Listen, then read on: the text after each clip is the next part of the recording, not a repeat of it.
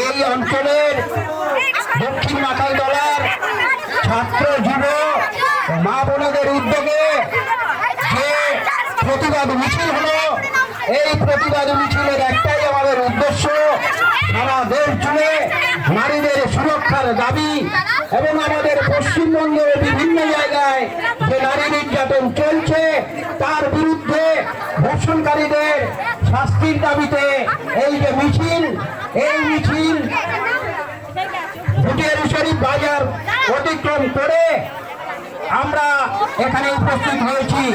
আরজি করের যে ঘটনা খুবই নিন্দনীয়, দুঃখজনক এবং আমাদের কাছে অত্যন্ত নিন্দনীয়। আমরা আজকে যে মিছিল করেছি এর একটাই মাত্র উদ্দেশ্য, হুল্লোড়বাজি নয়। আমরা চাই দোষীকে ফাঁসি দিতে হবে, আমরা চাই দ্রুত এই তদন্তকারী দল দোষীদের নির্দেশ